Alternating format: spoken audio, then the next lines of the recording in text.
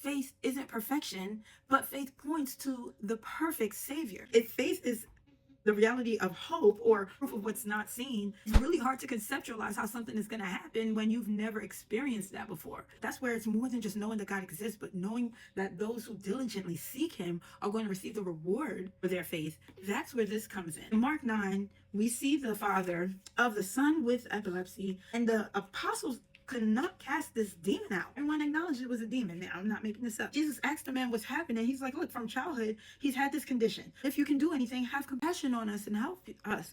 And when Jesus says, if you can, if I can, everything is possible for the one who believes. He's saying, just believe that I can, know that I can, and allow me to prove it to you. When you have faith in God, you know he is able to do it, and you're giving him the floor to showcase his power. That man humbly cried out, immediately, Lord, I do believe. Just help my unbelief. Just help my unbelief. It just shows that faith isn't perfection, but faith points to the perfect Savior. But then there was Thomas, and Thomas is walking with Christ this whole time. When Christ finally is crucified, but he's resurrected, those who witnessed to Thomas that he's alive, even Christ went right up to Thomas and he would not believe. John 20, he says, I don't see the mark of the nails in his hands, and put my finger in the mark of his nails and into his side. Like, look how specific, look how many conditions.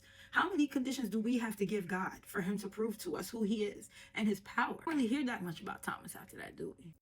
Listen, it's okay to doubt. The difference is, for the sake of everyone else, I believe that's why Jesus went and showed up and showed all that stuff. Thomas was demanding evidence, but the Father was the one who cried out for help. It's a huge difference. Prosperity doctrine will teach you that you need to adjust your emotions somehow. If you're sad, you don't have enough faith. If you are hopeless, you don't have enough faith. If you doubt, you don't have enough faith.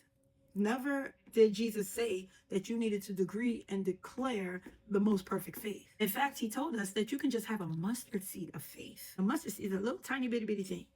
Because it's not about how big the faith is. It's about how big the God you're putting your faith in is.